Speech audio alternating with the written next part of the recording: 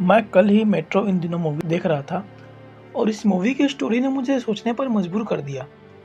मैं इस मूवी का कोई रिव्यू नहीं दे रहा क्योंकि ये सब तो रिव्यू करने वाले चैनल्स का काम है।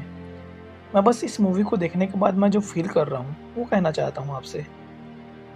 तो मूवी ने कई प्रॉब्लमेटिक चीज़ें दिखाई है और मैंने देखा है कि क्रिटिक्स और रिव्यूअर्स इन सब चीज़ों को जस्टिफाई कर रहे हैं।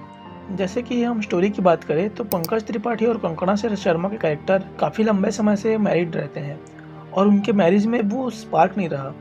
तो पंकज त्रिपाठी बाहर मुंह मार रहा है, लाइक डेटिंग ऐप इंस्टॉल कर रहा है, दूसरी औरतों से बात कर रहा है और कंकणा को इसका पता चल जाता है और उसके बाद उसको सबक सिखाने के लिए वो किसी और से बात कर रही है, ऐसा दिखाती है। तो शुरू में जब तक वो बस अपने हस्बैंड मतलब कि पंकज त्रिपाठी के कैरेक्टर को सबक सिखाने के लिए ऐसा कर रही होती है, तब तक तो सब ठीक रहता है, सब सही लगता है। वो लोग गोवा में होते हैं, वो किसी और लड़के के साथ घूम रही है और उसका हस्बैंड उसके पीछे पीछे जोकर की तरह घूम रहा है। लेकिन जब वो उस स्ट्रेंजर को किस करती है और उसके साथ सेक्स भी करने वाली होती है, यहाँ प्रॉब्लम शुरू होती है। क्योंकि ये तो वो अपने हस्बैंड को दिखाने के लिए नहीं कर रही थी। फिर उसका हस्बैंड उसको ऐसे देख भी लेता है, लेकिन फिर भी वो ही उसे सॉरी बोल रहा होता है और उस वाइफ को कोई गिल्ट भी नहीं है कि उसने क्या किया। Wow, how is it not glorifying cheating? She was never a culprit of the characterless behavior she showed. ये तो ही एक स्टोरी। सेकेंड स्टोरी पे आते हैं, जिसमें अली फजल और सना फातिमा से कैरेक्टर मैरिड है। अब अली फजल अपनी सॉफ्टवेयर इंजीनियर की जॉब को छोड़कर सिंगर बनना चाहता है और वो अपनी वाइफ को छोड़कर मुंबई आ जाता है। इसी बीच उसकी वाइफ के अबॉर्शन की भी बात चल रही होती है। बेसिकली उनकी लाइफ सही नहीं चल रही होती है, वो कंफ्यूज होता है, स्ट्रगल कर रहा होता है। पर सना फातिमा का कैरेक्टर को बच्चा चाहिए होता है और उसकी कलीग जो कि सिंगल डैड होता है उसके करीब आने लगती है और वो अपने फ्रेंड से कहती भी है कि वो उसको पसंद करने लगी है और फिर उसका अपने कलीग के साथ वन नाइट स्टैंड भी होने वाला होता है। बस वो रुक इसलिए जाते हैं क्योंकि उस वक्त उसके हस्बैंड का कॉल आ जाता है। अब यहाँ सवाल ये है कि पिछले कंकणा सेन और पंकज त्रिपाठी वाले स्टोरी में तो तुमने चीटिंग को बदला या सबक सिखाने का नाम देकर जस्टिफाई कर दिया, पर सना फातिमा और अली फजल वाले आर्क में अली फजल के कैरेक्टर ने क्या गलती की जो उसकी वाइफ उससे बोर हो गई और उस पर चीट करने वाली थी? What the fuck was that? वो तो स्ट्रगल कर रहा था, वो खुद परेशान है, पर तुमने यहाँ अपने कलीग को पसंद कर लिया और फिर एंड में जाके अली फजल का कैरेक्टर ही अपने बच्चे के अबॉर्शन के गिल्ट में होता है, पर उसकी वाइफ ने उस पर चीट किया, वो उसको पता भी नहीं रहता और ऊपर से उसकी वाइफ को चीटिंग का कोई गिल्ट भी नहीं दिखाया है लास्ट में मूवी में। डैम।